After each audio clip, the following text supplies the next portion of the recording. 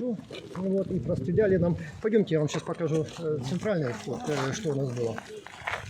Это все наши отделения. Наверху было орудие. Вот, табу переплет. Автоматчики прошли двое и прострелили нам окна первого этажа, в котором были расположены палаты и операционные травматологического отделения, роддома, и постреляли на второй этаж, там где хирургическое больное. Но благо никто не пострадал. Почему? Потому что мы опустили, когда к нам были прилеты, мы опустили пациентов ближе к стенам и вниз на пол.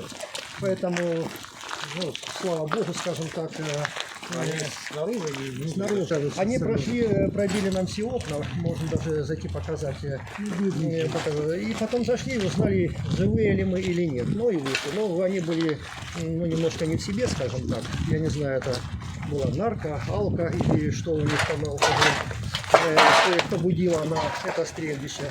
Во-первых, я хочу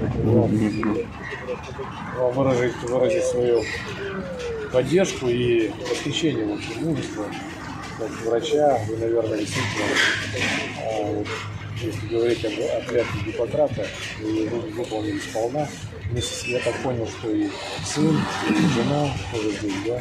И наш персонал. Да, и вы приняли решение о том, что несмотря на военные действия здесь прямо рядом с больницей, когда вы остались пациентами, остались вернуться на врачебную долгу, это дорого стоит. Вообще, конечно, подобного рода отношение к своему долгу врача.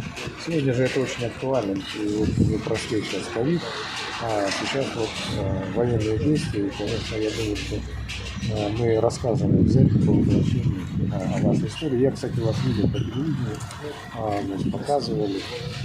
Вот. И то, что вот вы сейчас рассказали о том, что вот именно такие социальные объекты, больницы, школы, вот вы сейчас детские сады привели, там разрушено.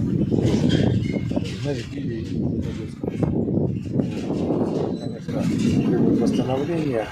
Мы сюда приехали по поручению главы нашей республики Александра Сергеевича Николаева для того, чтобы договориться с правительством. Вчера мы подписали коммюнике Донецкой Народной Республики об участии в строительстве новой жизни, мирной жизни и восстановлении.